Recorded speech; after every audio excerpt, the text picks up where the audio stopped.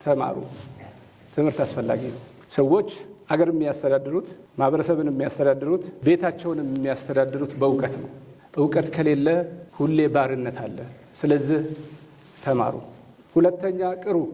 አሁን ያሉ ዑለማዎች እድሜያቸው ከ60 ከ70 በላይ ነው እና አዕማር ኡመቲ ማ በይነ 60 و70 ይላሉ ነብዩ ሰለላሁ ዐለይሂ ወሰለም። የጄኔሬሽን ጋፕ አለ፣ የእውቀት ጋፕ አለ። ስለዚህ ዑለማዎቹ እድሜያቸው 70-80 ዓመት ነው። ምናልባት አላህ እድሜያቸውን ያርዝምልንና የዛሬ 10 ዓመት 15 ዓመት ግማሹ አልጋ ላይ ነው፣ ግማሹ አኺራ ነው ያለው። ስለዚህ እውቀትን ማንወርስ ከሆነ መጪው ጊዜ አላህ ይድረስልን እንጂ ከእውቀት ነፃ የሆነ ትውልድ የሚፈጠርበት አጋጣሚ ስላለ መቅራት አስፈላጊ ነው። ሶስተኛ ገንዘብ ስሩ። ብር ገንዘብ የማይወዳል እንዴ? ሁሉም ይወዳል። ምንም ከሌለህ ምንም አይኖርህም፣ አገርም አይኖርህም። አገርህን ለሆድህ ስትል ትሸጣለህ፣ ዲንህን ለሆድህ ስትል ትሸጣለህ። ስለዚህ ስሩ። ስትሰሩ ደግሞ ለዓላማ ስሩ። በስተመጨረሻው ሰክሰስ የሚባለው ነገር ስኬት የሚባለው ነገር ቢያንስ 10 ነገሮችን ይፈልጋል። አንደኛ ክሊር የሆነ ጎል ይፈልጋል። ስትቋቋሙ ለምን እንደምትቋቋሙ በደንብ ማወቅ ያስፈልጋል። ሁለተኛ ግሮዝ ማይንድ ሴት ያስፈልጋል። ብዙዎች በአንችልም የታጠራችሁ ሰዎች እንደሚቻል ማረጋገጥ መቻል አለባቸው። የተገራ አእምሮ የዳበረ አእምሮ ነው አገርን መስራት የሚችለው። ስለዚህ ግሮዝ የሆነ ማይንድ ሴት ይፈልጋል። ሶስተኛው ዲሲፕሊን ይፈልጋል። ዲሲፕሊን በተፈጥሮ ስነ ምግባር ነው። እስልምና የሚወራ አይደለም፣ የሚኖር ህይወት ነው። ስትኖሩት ሰውን በስርዓት መጥራት ትችላላችሁ፣ ዳዕዋ ማድረግ ትችላላችሁ።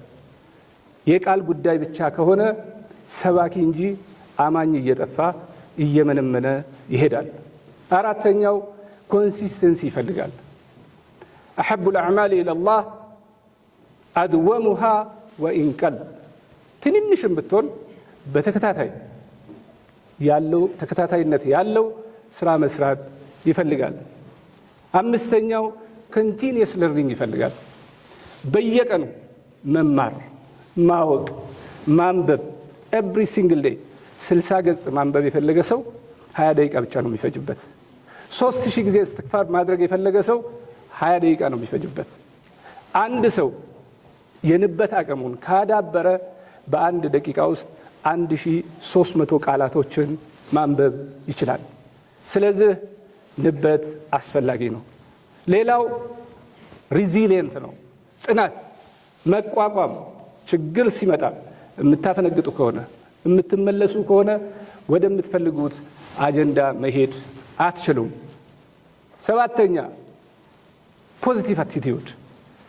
አንዳንድ ሰዎች ከእንቅልፋቸው ሲነሱ አትችልም የሚል መንፈስ ብቻ ይዘው ነው የሚነሱት። አትችልም፣ ያንተ አይደለም፣ አቅምህ አይደለም። ይሄ እንደዚህ አይነት ሰዎችን መራቅ ያስፈልጋል። ኔጌቲቭ ኢነርጂ ነርቸር የሚያደርጉ ሞራል የሚነኩ ስትሰሩ፣ ስትማሩ፣ ስታስተምሩ የሚንቋችሁን ሰዎች በትክክለኛው መራቅ ያስፈልጋል። ስለዚህ 7ቱን ነገር ይዛችሁ ኮንሲስተንሲ፣ ሬዚሊየንት፣ ክሊር ጎል፣ ግሮዝ ማይንድ ሴት የምንላቸውን ነገሮች ይይዛችሁ ወደፊት እንድትራመዱ አደራላለሁ። ሌላው ከደመና በታች የማይፈታ ችግር የለም ይባላል። ከአላህ ውጪ ከደመና በላይም የሚፈቱ ችግሮች አሉ። ስለዚህ ስትማሩ በደንብ አውቃችሁ መማር ያስፈልጋል። በስተመጨረሻው ትምህርቶቻችሁን ዓለም አቀፍ ትምህርቶች ላይ ብታተኩሩ ይሻላል። ሃይሊ ፔይድ ናቸው፣ ዓለም ይፈልጋቸዋል።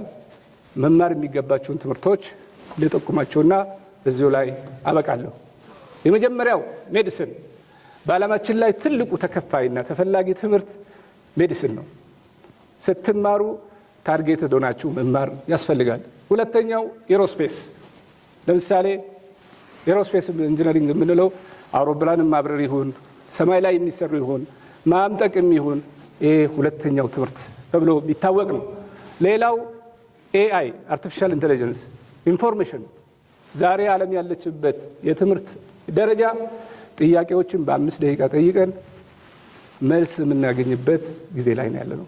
ስለዚህ ጠንቅቃችሁ በተለይ አርቲፊሻል ኢንተለጀንስ ላይ አትኩራችሁ ብትሰሩ የተሻለ ነው። ከዛ በመቀጠል ሎው ህግ፣ እያንዳንዱ የምናወራው ነገር የሰው ልጅ ላይ የሚንጠለጠል ነው። ሃይሊ ፔድ የሚባለው ማለት ነው ህግ ነው። ቀጥሎ ያለው ኒውሮ ሳይንስ ነው። ሰርጀሪ፣ ጭንቅላት፣ የሰው ልጅ አስተሳሰብ እዚህ ላይ የሚሰራ ማለት ነው። ዘን አርኪቴክት ነው። መጨረሻ ላይ ቻርተር አካውንታንስ የሚባለው የፋይናንስ ህግ ነው። እነዚህ 7 ትምህርቶች ላይ ጠንክራችሁ ለመወዳደር እንድሰሩ አደራ እላለሁ። ወሰላሙ አለይኩም ወራህመቱላሂ ወበረካቱ።